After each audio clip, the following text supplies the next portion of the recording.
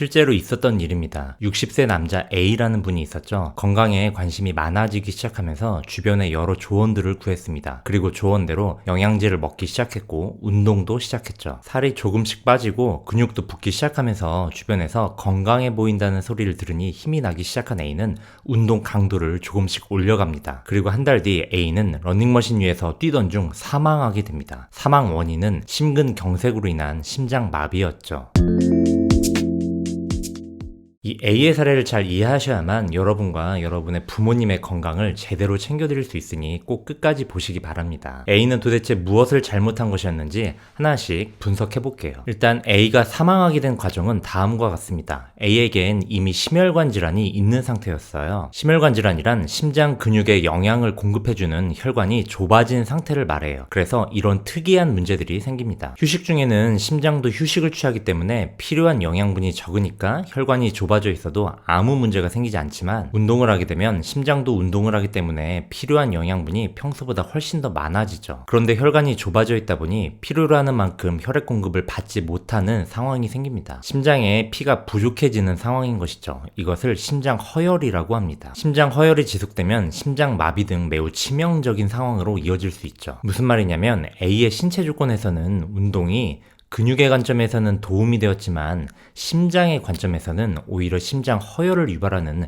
위험 요인이 됐던 것입니다. 처음으로 되돌아가 볼게요. A는 주변에다 조언을 구하고 A의 건강에 도움이 될 만한 두 가지 방법을 제안받았다고 했죠. 여기서 뭐가 문제인지 보이시나요? 건강에 도움이 된다라는 말 자체가 사실은 허상의 표현이란 것입니다. 과학적으로 증명할 수 없는 표현이죠. 왜냐하면 건강이 이전보다 좋아졌다는 것을 객관적이고 구체적으로 증명할 지표가 없기 때문입니다. A가 운동을 시작하면서 살이 빠지고 근육이 늘면서 주변으로부터 건강해 보인다는 소리를 들었죠. 그러나 실질적으로 A의 심장 혈관 상태는 달라진 게 전혀 없었습니다. 오히려 A가 운동을 하는 것이 A를 죽음과 더 가까워지게 만들었죠. 자, A한테는 살이 빠지고 근육이 늘고 힘이 솟아나는 게 건강한 건가요? 아니면 심장 마비에 걸리지 않게 하는 것이 건강한 건가요? 갑자기 헷갈리시죠? 헷갈리는 이유는 여러분이 건강에 대한 개념을 추상적으로 갖고 있기 때문입니다. 다시 말해서 건강에 대한 명확한 기준이 없기 때문인 것이죠. 그렇기 때문에 명확한 기준을 만들 필요가 있어요.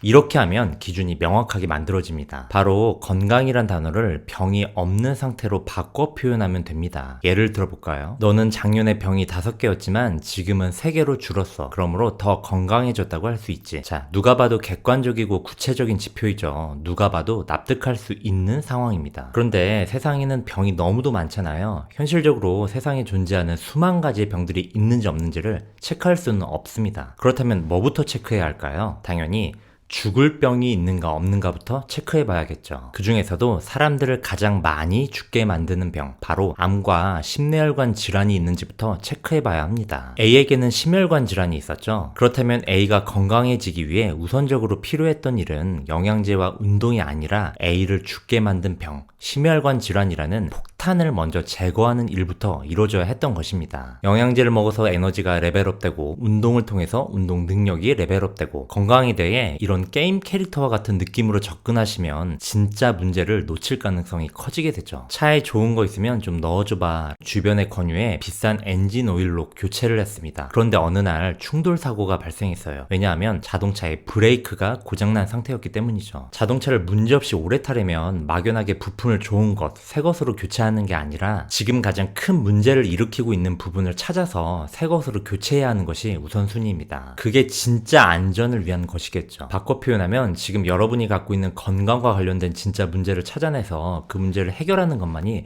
여러분의 건강을 진짜로 레벨업 시키는 과정인 것입니다. 나이 드신 환자분들을 많이 뵙다 보면 정말로 많은 자녀분들이 부모님의 건강을 위해 건강기능식품을 사드리고 있더라고요. 그런데 중요한 것은 그 영양제의 효과가 아닙니다. 왜냐하면 그 수많은 자녀분들이 정작 자신의 부모님이 무슨 병을 갖고 있는지, 지금 무슨 상태인지조차 모르고 있기 때문이죠. 여러분이 여러분의 부모님의 몸 상태를 모르는데 영양제가 어떻게 부모님의 건강을 챙겨드릴까요? 영양제에 눈이 달렸나요? 영양제에 센서가 달렸나요? 영양제에 인공지능이 있어서 알아서 부모님의 문제점을 찾아서 해결해주나요? 영양제 때문에 부모님의 항산화 능력과 지구력이 게임 캐릭터처럼 레벨업 됐다고 해볼게요. 그래서 부모님이 갖고 계신 진짜 문제가 해결이 됐나요? 아니요. 절대로 해결이 될 수 없습니다. 왜냐하면 애초에 부모님에게 무슨 문제가 있는지조차 알지 못했으니까요. 멀리 있는 자녀가 보내줬다는 영양제, 버리기 아까워서 드시고 있다는 그 수많은 부모님들께서 어느새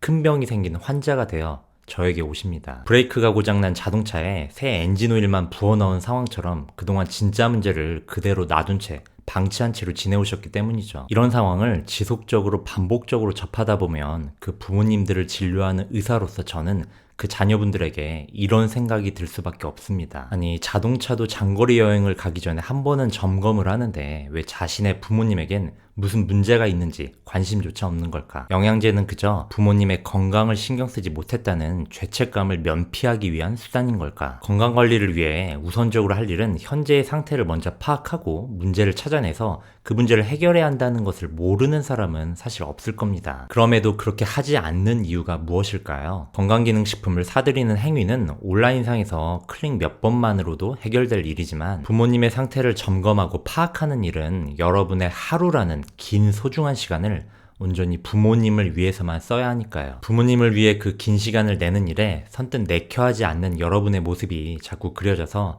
안타까운 마음에 오늘의 영상을 만들게 됐습니다.